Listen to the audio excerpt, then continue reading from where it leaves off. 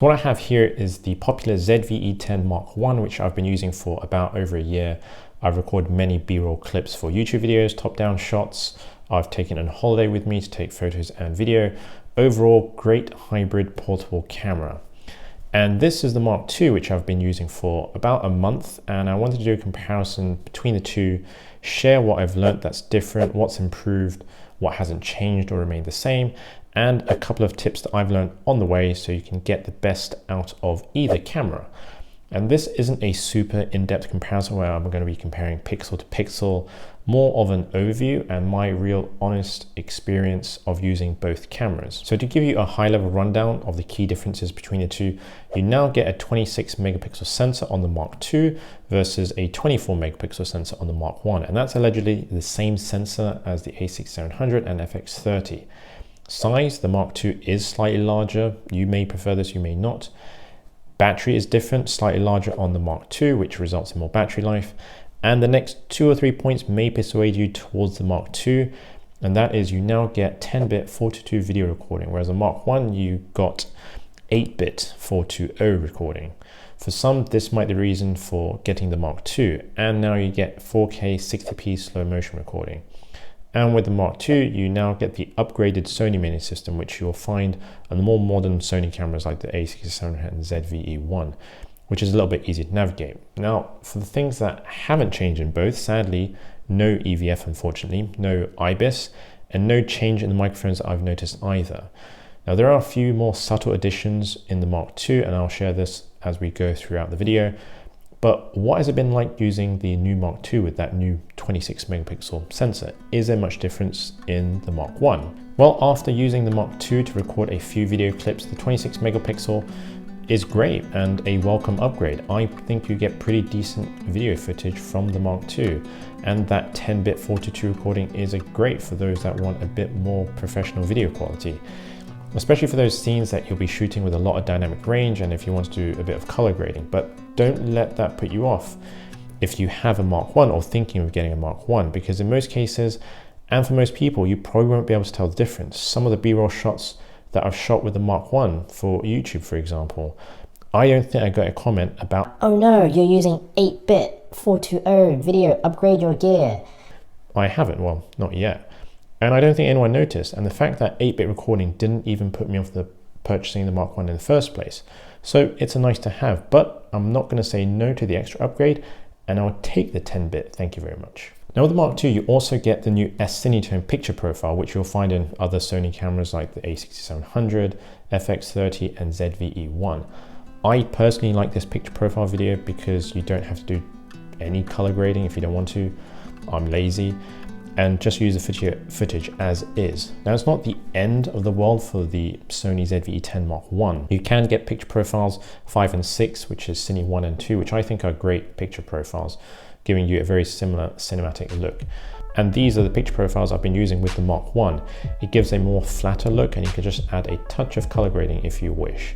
But if you do want the S-Cinetone with the Mark I, it's not all doom and gloom. And that's tip number 1. You can customize or modify an existing picture profile on the Mark I. I'll provide the settings in the description below, and full credit goes to Victor La Forteza, I hope I pronounced it correctly, and Extra Shot, who have come up with these settings. Now, one thing I wanted to talk about was stabilization on both cameras. Both the ZV-E10 models don't have in-body stabilization like you get on the more expensive A6700 models. Instead, it has active, steady, or digital stabilization. If you plan on doing any handheld footage, just make sure you have active, steady shot on. Otherwise, you'll get very shaky footage, as I have discovered with the Mark I, and the Mark II is no different. Once it's turned on, it's not bad. It all depends on what you're trying to shoot.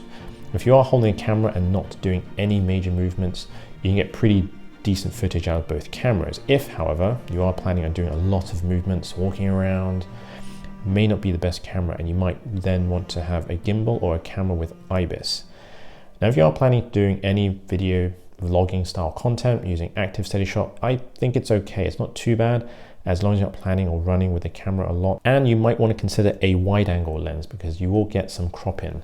The one I have or use is the 10 to 18 millimeter from Sigma. I think this is a great wide angle lens, I think it's reasonably affordable. But if you plan on having either of these cameras for content creation, and it's going to sit on a tripod most of the time for talking headshots, video calls, you're going to be absolutely fine. Now, in terms of photos, I think both cameras take great photos. Even though with the new 26 megapixel camera sensor, I think the original 24 megapixel sensor takes just as good photos as the Mark II. And when looking at the photos taken from both cameras, I couldn't even tell the difference between the two. What I do think that helps with great photo and video is not just the sensor, but camera lens. I've mentioned this lens before in my previous video, I'll mention it again.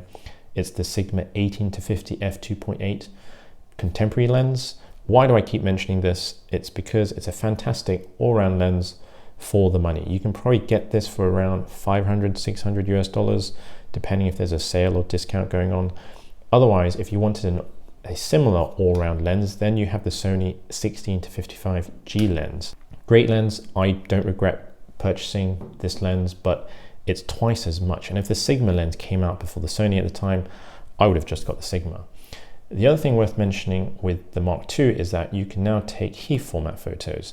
So it's not just JPEG and RAW, but you can also take HEIF and RAW if you like. Now, I was hoping there was an EVF on the Mark II when it was announced, because it's nice to look into the viewfinder when you sort of take photos, especially in very sunny, bright sunny conditions, because that's when I struggled to see the LCD screen through the camera. And that's tip number 2. Make sure you have the monitor brightness set to high. You can do this in the settings by going to Setup, Monitor, and selecting Sunny Weather.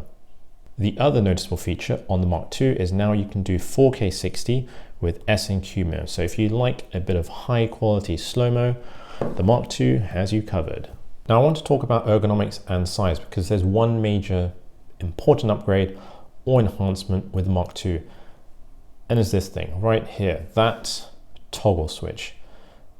Believe it or not, this makes a big difference, and this was my biggest annoyance of the Mark I, having to push this single cycle button through to just get to the different modes.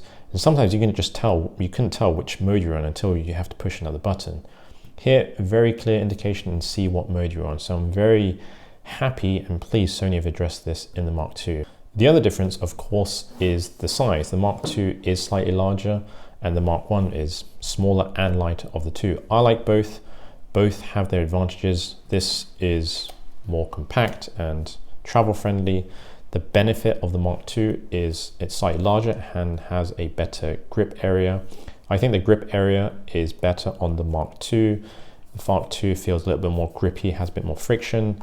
Mark I has dimples or small holes, whereas the Mark II has a bit more of a bumpy surface. The on-off switch is located near the shutter and zoom. I think this is a bit easier to access, a bit more ergonomic. Port-wise, pretty much get the same on both, everything. You get the headphone jack, HDMI. The only difference here is the SD card slot on the Mark II is on the side, whereas on the Mark I, it's located on the battery compartment on the bottom. If I quickly access that right here. Why do I say this? It's because when you have a camera mounted on a tripod, accessing the memory card, it's a bit easier accessing it on the side here rather than towards the bottom of the battery, because you have that tripod in the way. So a little bit more convenient from the Mark II. And talking about batteries, the Mark II has better battery life, and that's because it uses the NPFZ100, I got there in the end, battery, which is the same battery across the A6700 and ZV-E10 and A7C and a whole load more. And with the Mark I, does the battery drain quicker? Yes, it does. Is it a deal breaker? No, I always carry spares, so it's not a major deal breaker for me. But if you do have an existing Sony camera and think of a second one, having the same battery across all your cameras is really convenient. One other very subtle thing between the two cameras is the Mark II body has a slightly more rugged feel. The Mark I has a smoother plastic. Does this matter? I think overall the Mark II will be less susceptible to minor scratches, whereas the Mark I, because it's got that smoother finish, might be a bit more susceptible to scratches. Now with the Sony cameras, if you've used them in the past, you may have seen the menu system, and some might find it difficult to navigate. I've sort of gotten used to it. But on the Mark II, you now get the new upgraded menu system. Again, you'll see this in other more modern Sony cameras. It's a little bit easier to navigate to the old one. Yes, definitely. Is it a reason to upgrade if you have the Mark I already?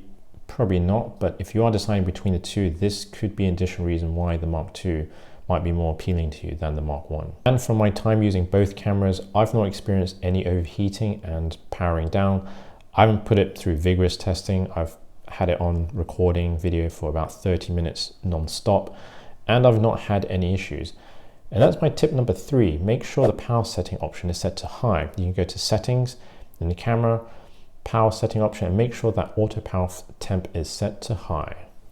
And of course, the other difference and deciding factor between the two is price.